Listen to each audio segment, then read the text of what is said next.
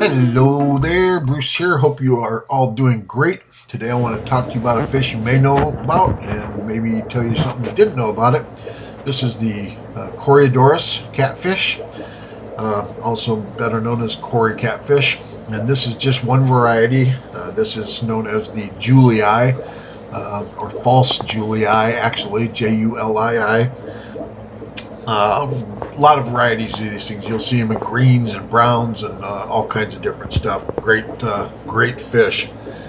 They come from South America originally, and they're bred a lot in tanks. So what you're getting is most likely not from South America, but they lived in smaller streams, at the edge of larger streams, and ponds, things like that. They will get anywhere from an inch up to, 3.5, 4.5 inches in some of the species. They are bottom dwellers, but they do like clean water. Okay, so they like a lot of plants.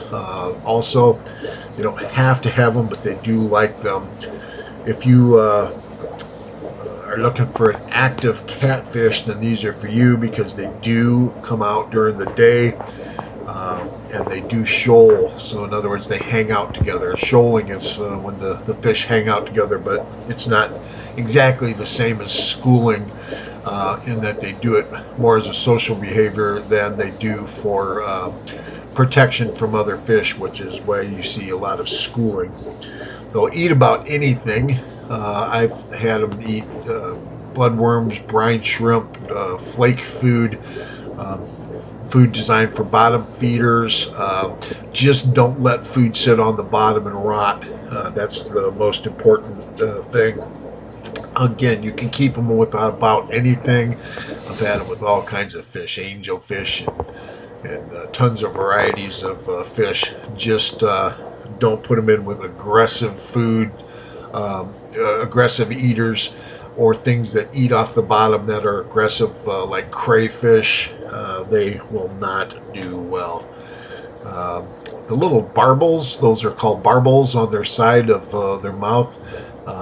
You always want to keep an eye on those, make sure that they look good and they're not shrinking up, which is always a sign of health issues and bad water.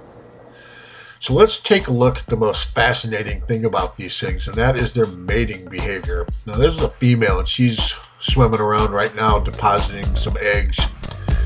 And this is a fascinating process that these go through. The top is the female, and the male is following her around right now. And these guys get into what's known as a T position. And you'll hear people talk about the T position, but I'm going to show you a textbook example of the T position. And this is it right here. Okay, so that is the female on the left, male on the right, and the female is taking the male's sperm into her mouth, and it goes through her and fertilizes the eggs, which she then goes and deposits onto the plants.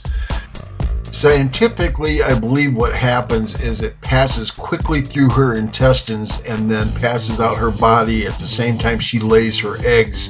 She kind of cups the eggs in her back fins and then deposits them, and so that's when they get fertilized.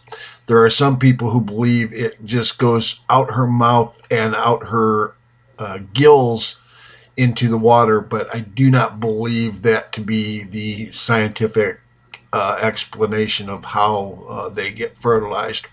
But I thought you might want to take a look at that because it's really, really interesting. And just be prepared because a lot of fish will eat their eggs. So if you are planning on breeding them, you may want to remove them and other fish once the eggs are laid. So there you go, guys. A real quick look at the Corydoras catfish. I have a lot of them. Can highly recommend them. They're a lot of fun. They're beautiful, and I hope you'll give them a look. Take care and stop down to Northside Aquatics and find out what they have or can get for you.